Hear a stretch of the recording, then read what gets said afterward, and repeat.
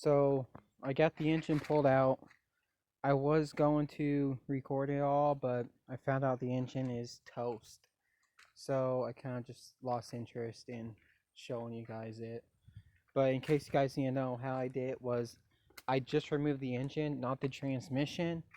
And on the back of the bell housing, you have your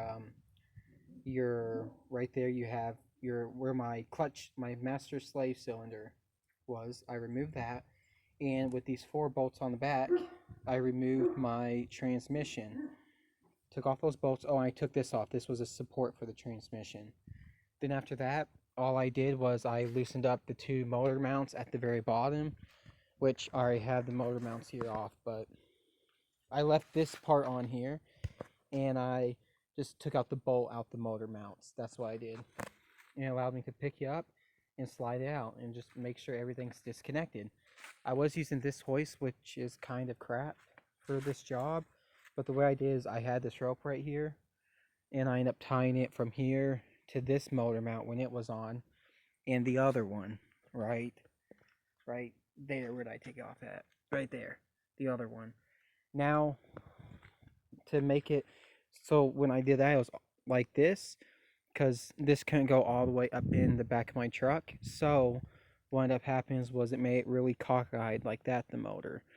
So I got my ratchet strap. I put one in right here, and I ratcheted the top to the top assembly right here, and I ratcheted it up, which allowed it to do this more, so I could just get a nicer, better pull. But anyways, the reason I think it's toast is because that's a crack, and I actually hit it in. Let's see if I undo it, show you kind of what I mean. This right here is cracked, all right there. I did hit in a little bit.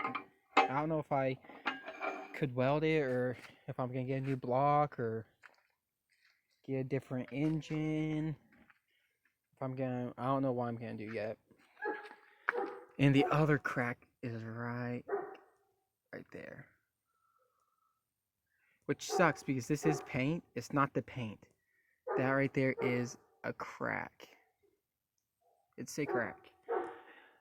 And I drained out the oil and everything, but at this point, I couldn't remove those things. Those were tough to remove, so I left it in. I have 2 right here, 1 here, and 1 there. Still works fine. Don't know what I'm going to do with this engine. Please let me know what you guys think, or what you think I should do.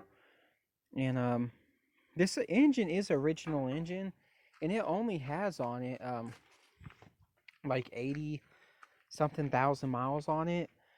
The reason why this engine cracked was because my radiator was leaking, and I was driving and my car overheated, so it stopped. Then I put some water in it and it ran again. But then the next day or two it got really cold and ended up cracking the block.